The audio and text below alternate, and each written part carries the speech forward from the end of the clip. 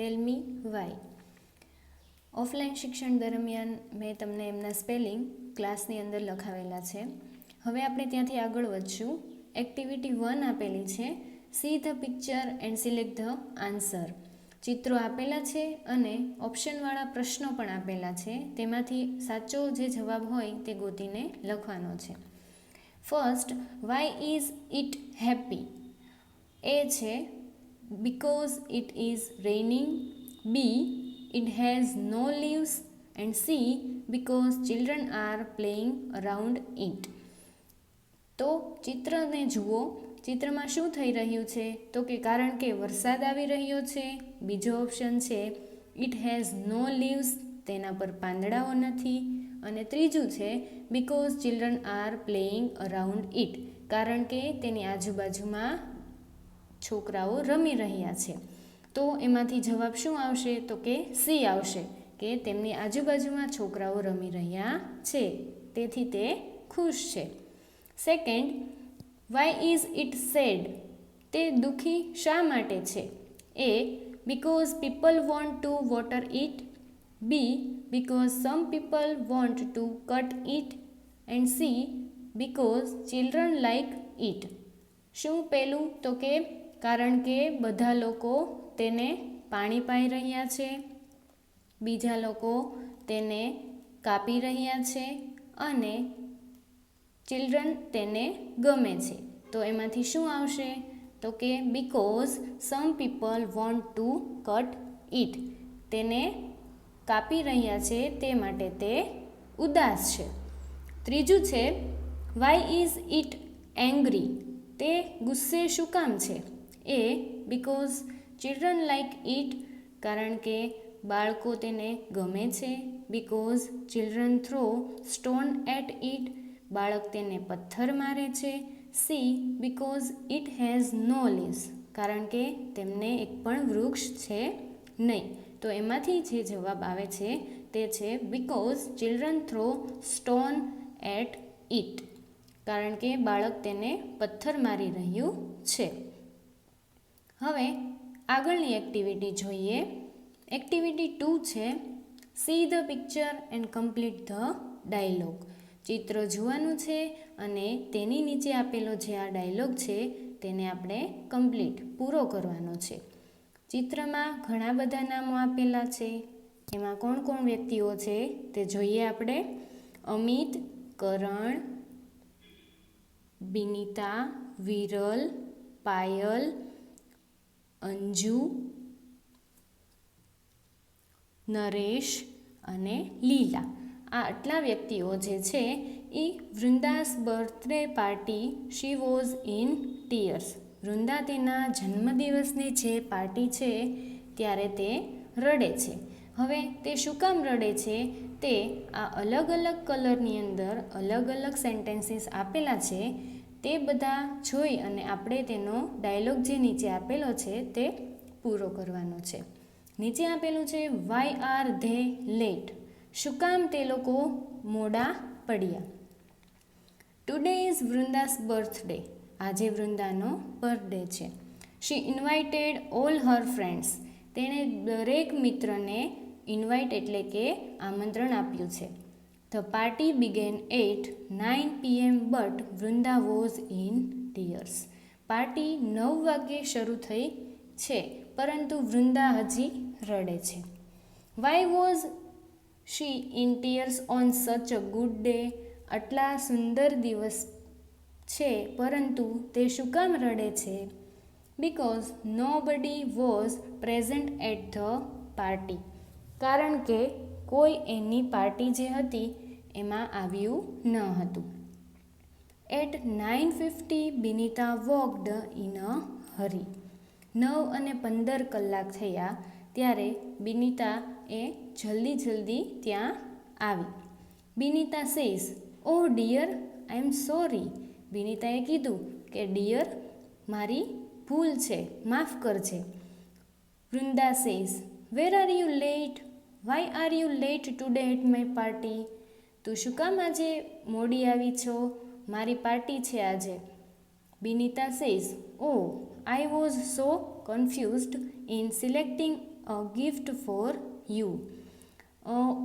એમાં એવું હતું કે હું બહુ કન્ફ્યુઝ હતી. મને ખ્યાલ નહોતો કે હું તારી માટે ગિફ્ટ શું સિલેક્ટ કરું. Vrunda says, it's okay dear, you are my best gift.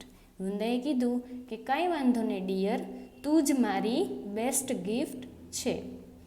At 9:20 Payal came. 9:20 કલાકે પાયલ આવી. પાયલ સેઝ, હવે જે આ ખાલી જગ્યાઓ આપેલી છે તેમાં તમારે અંદર ટેક્સ્ટ બુકની અંદર પેન્સિલથી પણ લખવાનું છે અને આ એક્ટિવિટી બાકી બુકમાં પણ તમારે લખવાની છે. Payal says, I am sorry dear. Vrunda says, why are you so late. વૃંદાએ કીધું કે તું શું કામ આજે મોડી આવી છો. આગળ Payal says, I was sleeping, I forgot. હું સૂઈ ગઈ હતી એટલે હું ભૂલી ગઈ છું. Vrinda says, oh I am happy that you are remember. સારું કર્યું કે તને યાદ આવી ગયું. એટ 9:30 વિરલ અરાઇવ્ડ. 9:30 કલાકે વિરલ નામની જે છોકરી છે એ ત્યાં આવી. Viral says, dear Vrunda, I am so sorry. Dear Vrunda, વાહલી વૃંદા, મને માફ કરજો. Vrunda says, you have come too late. તું મોડી આવી છે. Viral says, I know, I was arriving with my sister. શું તો કે હું મારા સિસ્ટરની સાથે હતી. Vrunda says, but I am happy you are came. શું તો કે હું ખુશ છું કારણ કે તું આવી ગઈ છે. At 9:40 Amit reached. 9:40 કલાકે અમિત છે એ શું તો કે ત્યાં આવ્યો. Amit says, oh my God, sorry. Amit કહે છે કે મારે મોડું થઈ ગયું. Vrinda says, I thought you will not come. મને એવું હતું કે તું તો આવીશ જ નહીં. Amit says, no dear, my train was late. ના ડિયર, એવું નથી, પરંતુ મારી ટ્રેન જે છે એ મોડી હતી.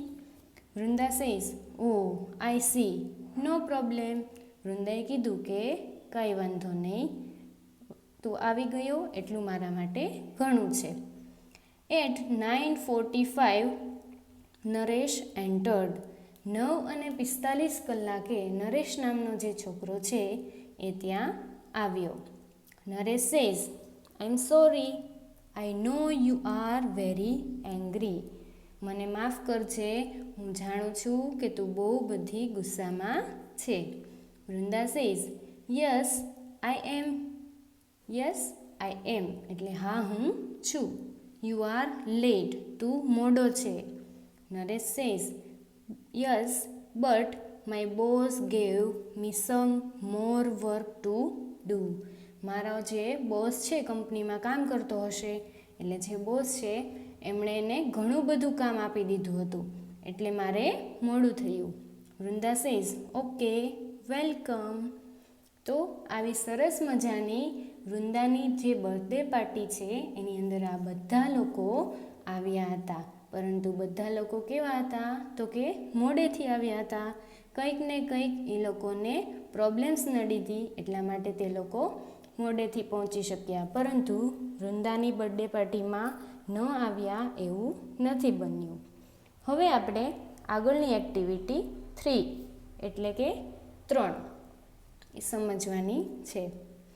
એમાં હવે શું કરવાનું છે તો કે arrange the sentence and make a meaningful dialogue. આ જે બધા નીચે ડાયલોગ આપેલા છે એના જે સામેના જે સેન્ટેન્સીસ આપેલા છે એટલે કે વાક્ય આપેલા છે એ બધા આડાઅવળા થઈ ગયા છે, એમાં ગડબડ થઈ ગઈ છે.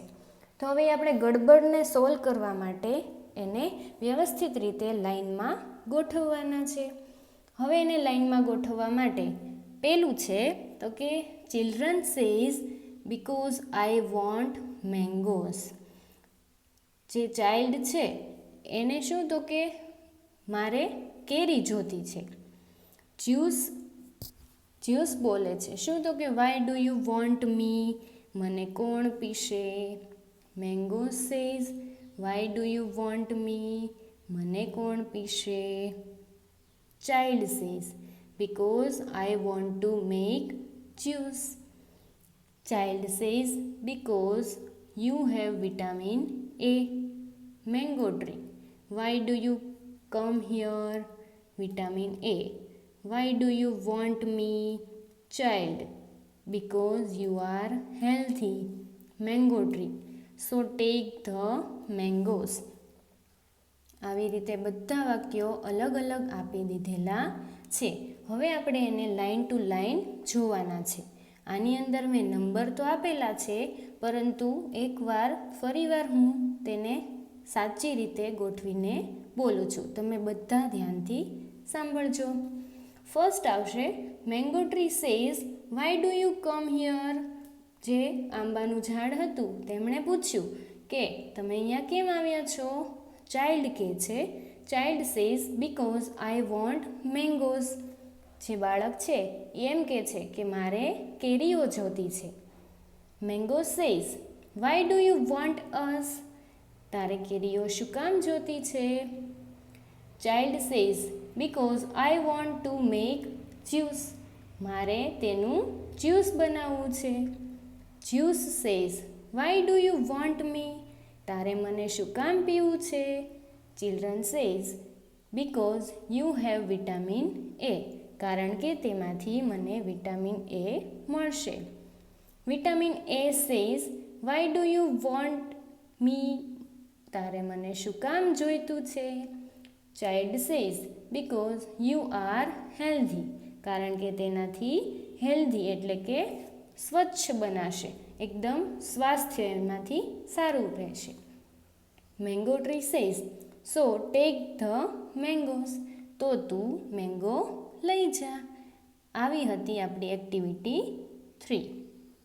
તો હવે આશા છે કે તમને બધાને સમજાતું હશે.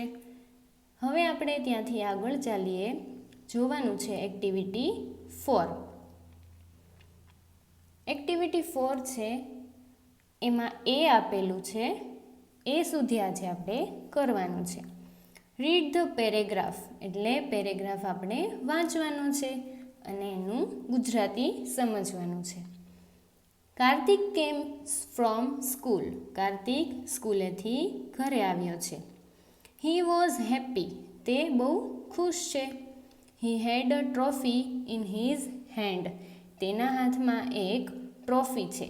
ટ્રોફી એટલે કે જે એને ઇનામ મળેલું છે તે. He got it from school.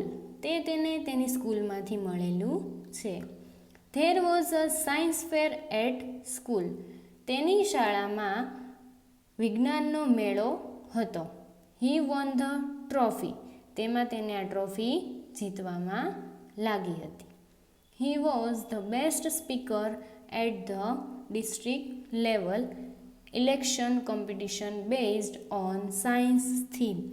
તે જિલ્લા કક્ષાની જે ઇલેક્શન કોમ્પિટિશન હતી તેમાં એને સાયન્સ થીમ આપેલી હતી. He showed his trophy to his parents. તેણે આ ટ્રોફી તેના માતા પિતાને બતાવી. They congratulated him. His grandfather was proud of him. બધા લોકોએ તેના કોંગ્રેચ્યુલેટેડ એટલે કે એને અભિનંદન પાઠવ્યા અને તેના ગ્રાન્ડફાધર એટલે કે દાદાજી હતા તેમને એના ઉપર ગર્વ હતું. Because Kartik got first prize. કારણ કે કાર્તિકે તેને પહેલું ઇનામ મેળવેલું હતું. Kartik sister was happy. કાર્તિકની બેન બહુ બધી ખુશ હતી. Because she was sure about selection party. Celebration party. કારણ કે તેને એમાં ખૂબ આગળ વધ્યો તેના માટેની તેને પાર્ટી આપવાની હતી. નાવ રીડ અન્ડરસ્ટેન્ડ ધ ટેબલ. હવે તમારે આ એક ટેબલ આપેલું છે એને તમારે ધ્યાનથી સાંભળવાનું છે અને સમજવાનું છે. એમાં 2 પાર્ટ આપેલા છે. પહેલો પાર્ટ છે એક્શન્સ અને બીજો પાર્ટ છે રીઝન. એક્શન એટલે શું? તો કે જે કાંઈ એમણે કાર્ય કરેલું છે તે. અને રીઝન એટલે કે કારણ, તે કાર્ય કરવા પાછળનું કારણ શું છે એ રીઝનમાં આપેલું છે, અને જે કરેલું છે તે બધું એક્શનમાં કેવા એને એક્શન્સ હતા. First, Kartik was happy. Kartik ખુશ છે. તો રીઝન એનું શું છે? તો કે હી વોન ધ ટ્રોફી, કારણ કે તે ટ્રોફી જીતેલો છે. Second, Kartik won the trophy. કાર્તિકને ટ્રોફી જીત્યો છે. કારણ કે તો કે he was the best speaker at the district level election competition. કારણ કે તે જિલ્લા કક્ષાની જે કોમ્પિટિશન હતી તેમાં એ બેસ્ટ સ્પીકર તરીકે રહેલો હતો. થર્ડ, હિઝ પેરેન્ટ્સ કોંગ્રેચ્યુલેટેડ હિમ. તેના માતા પિતાએ તેને અભિનંદન પાઠવ્યા. રીઝન છે હી વોન ધ ટ્રોફી. શું કામ? તો કે એ ટ્રોફી જીતેલો હતો. Kartik sister was happy. કાર્તિકની બેન ખુશ હતી. બીકોઝ એટલે કે રીઝન એનું છે she was sure about celebration party. કારણ કે તેને ખબર હતી, ચોક્કસ હતું કે એને સેલિબ્રેશન પાર્ટી મળવાની જ છે. Kartik's grandfather was proud of him. કાર્તિકના જે દાદા છે તેને તેના ઉપર ગર્વ છે. રીઝન રીઝન શું છે? તો કે કાર્તિક ગોટ ફર્સ્ટ પ્રાઇઝ. કાર્તિકને પ્રથમ નંબરનું ઇનામ મળેલું છે. આજે આપણે એક્ટિવિટી 1, એક્ટિવિટી 2, એક્ટિવિટી 3 અને 4 સમજ્યા છીએ. હવે એમાંથી તમારે પાકી બુકમાં લખવાની એક્ટિવિટી છે એક્ટિવિટી 1, એક્ટિવિટી 2 અને એક્ટિવિટી 3. આ ત્રણેય વસ્તુ તમારે પાકી બુકમાં લખવાનું છે. તે તમારું આજનું હોમવર્ક છે. હવે આપણે આવતા વિડીયોની અંદર એક્ટિવિટી 4B એટલે કે મેઇન જે સ્ટોરી છે એ આપણે ભણવાની રહેશે.